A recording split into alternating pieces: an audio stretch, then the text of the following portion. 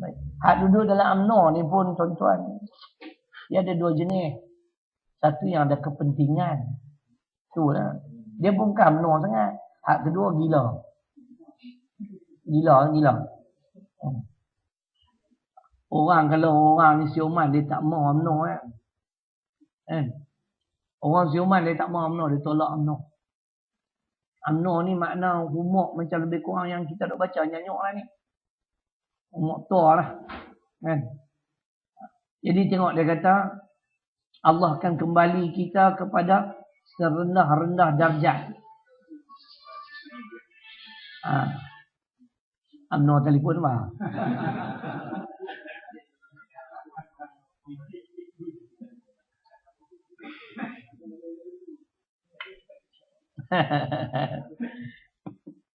Dia bakal tua ya, kita pun ni betul dalam proses nak pergi ketua dah lah ni. Badan yang lurus tegak akan bongkok berlipat. Kulit yang tegang akan kena rambut hitam jadi uban. Banyak uban saya pun. Mata yang terang akan kabur. Dulu tak payah pakai cermin mata. Ini kena pakai dah. Tak pakai ni tak nampak apa ni. Kalau buang tak nampak apa. Itu yang Allah sebut. Ada pula yang setengahnya terlitup langsung mata hatinya daripada beriman terhadap keesaan Tuhan dan kebesarannya. Ini yang kita tak mau. Pintu hati ni tertutup terus dah. Macam tadi Pak Imam baca kan, fi qulubihim maradun fazadahumullahu marada. Pada hati dia tu ada penyakit dan Allah tambah lagi penyakit.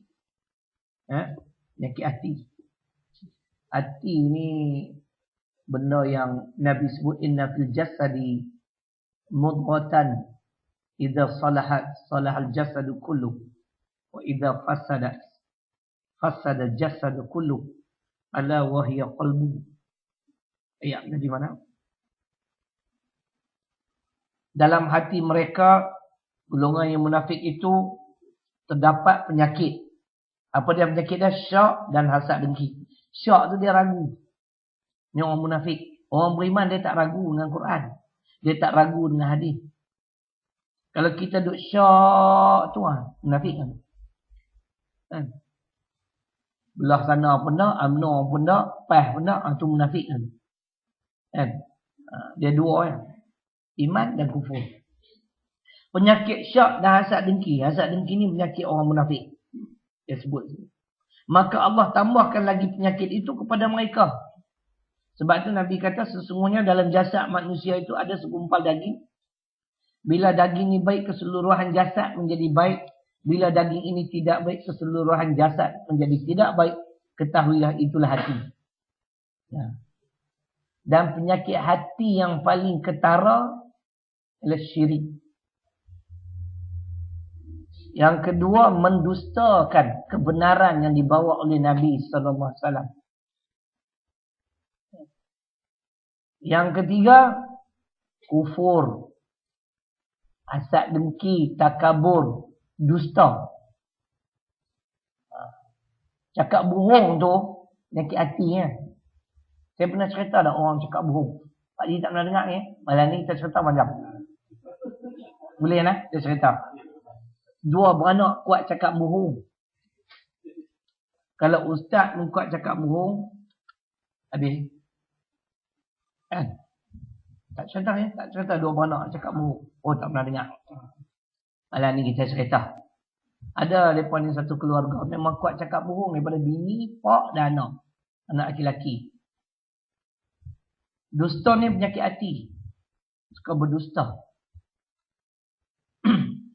Satu hari dia pergi jumpa Pak Imam, dia kata isteri saya meninggal dunia. Pak Imam pipi tengok, bini dia bagus, dia duduk tang ke dada, duduk sidai kain.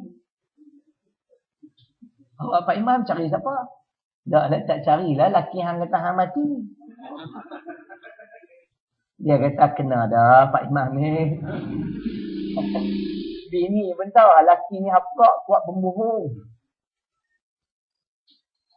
Satu hari takdir mati semua. Pak Haji Rahim mati semua ni. Dia pergi abad kat Pak Imam. Pak Imam tak percaya. Dalam hadis Nabi, ya la yuldagul mu'min min juhrin wahidin marratain, hadis Bukhari. Orang beriman ini tidak akan disengat 2 kali daripada satu lubang. Jadi kita ni kalau kuat pembohong, orang tak percaya dah Pak Haji Rahim. Ustaz-ustaz kena berjaga-jaga, nak bohong. Saya bukan suruh bohong, saya tak mau bohong.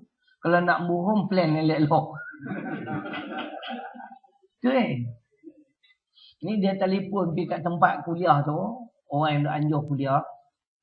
Dia kata, Assalamualaikum, saya ustaz sekian-sekian ni. Malam ni saya tak dapat hadir lah sebab saya masih di Pulau Pinang. Masih di Pulau Pinang. Jadi kawan tu pun malam tu pergi kat surau dia buat pengumuman lah. Minta maaf lah ustaz kita tak dapat hadir malam ni kerana beliau masih di Pulau Pinang. Seorang jemaah bangun cakap, macam mana dia kata dia di Pulau Pinang? Tadi siang aku jumpa dia di Puchong. Tahu dia Pak Haji tu. Pasal surah tu bagi sikit. Dia nak pergi tempat banyak. Ni penyakit-penyakit ustaz. Bukan ustaz ni, ustaz lain lah. Saya tak nak buat kerja macam tu. Tipu orang, cakap bohong. Orang punya tunggu. Tak main khutbah. Bahaya. Telefon tak jawab. Dia pergi tempat lain.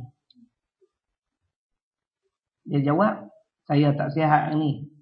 Sebab tu tak boleh main, minta maaf. Yang sonok tu, dia pergi tempat lain dengan tempat yang dia nak pergi. Sepatut pergi tu dekat-dekat. Dia dah kata bohong ni kena plan elok. Itu bengkak mana dia cakap bohong. Macam keluarga ni lah. Pak Imam dah kenal sekali pun bohong, mampus dia tak percaya Arab. Kau tu kena ni, sekali ni memang bukan nak bohong ni, betul-betul bukan cobaan lagi ni. Pak Imam tak percaya. Sampai ke petang, dia teriak-teriak menangis. Pak Haji Rahim ni betul-betul ni tak bohong. Lepas tu, Pak Imam tu pun agak kesian sampai dah. Nangis-nangis happy tengok betul mati. Lepas tu ke bumi lah. Tinggallah Pak dengan anak laki-laki ni. Pak kata, Mat, main ni Mat. Cukuplah kuno kita ni kuat bohong orang. Tuhan bagi ni kat kita. Dan ni jom kita bertaubat. Buang dosa-dosa bohong tu. Oh, boleh buang juga dosa-dosa bohong. Nak buat macam apa? Kita pergi ke laut. Ke laut. Paman tak ada ni. Pergi ke laut mah.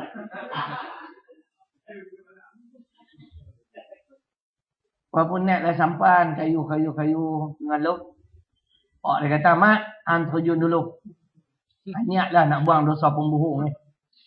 Hai, dia kata, Pak, kepimpinan melalui tauladan. Pak sebagai pemimpin, Pak lah terjun dulu. Anak ni mana cakap? Tak apalah, Pak terjun. Terjun pakai kain pelekat. Terjun tak mau tenggelam. Ayak masuk dalam kain. Anak. Lepas tu apa dia? Anak kata Pak, tekan kain tu. Saat lagi dia kempeh masuk dia tenggelam lah. Dia tekan puk tenggelam. Turunlah bawah. Turun pula. Dah selam-selam tu nak naik timbul balik lah. Sangkut pula kain dengan kayu. Sangkut. Tak boleh nak naik ni. Anak dia duduk tunggu. Takkan teruk macam tu nak buang dosa bohong ni. Lama sangat ni kan. Dia pun susah hati lah. Kan tak? Macam mana jadi tadi aku nak terjun macam mana lama macam ni. Onta mai terlucut tu terlepas naik dah balik. Naik. Tengok Pak dia naik lega. Awak Pak nak buang dosa bohong ni pun macam tu punya lama selam. Tak yang lama ke apa. Aku turun bawah tadi ada kedai kopi je tak. Kena teh tarik. Sambil karaoke apa semua kan lah. Dah habis tu mau aku naik. Macam tu lah. Gila hang pula turun. Anak pun terjun. Kepala sangkut kat kayu pecah. Kalau berdarah. Tahu tak? Kayu tadi dia sangkut kempak dah. Cah kepala buat dia lain. Cah kepala. Macam tu selang-selang terus naik. Oh dia tengok Masya Allah ni awak sampai kepala berdarah ni. Itulah pak. Jadi pak minum air tak bayar. Dia pak katuk kepala aku. Faham tak ni? Pak pun memohon, anak pun memohon. Pak dia kata sudahlah jok sudah memohon dah. Anak abang cerita orang pun memohon. Dia dua bagi. Nah, lagi cerita kat dia cerita. Saya pun dengar orang ceramah ambil model orang.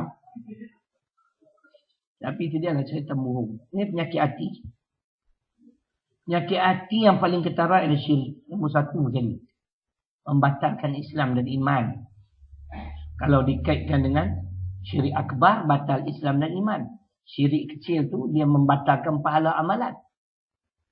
Yang kedua, mendustakan kebenaran Nabi sallallahu alaihi wasallam. Itu penyakit hati dia tak yakin. Yang ketiga itulah kufur, hasad dengki, takabur, termasuklah berdusta. Ini penyakit hati. Sebab itu disebut di sini, dia tafsir, dia sebut ada pula yang setengahnya terlitup langsung mata hatinya daripada beriman terhadap keesaan Tuhan dan kebesarannya. Ya.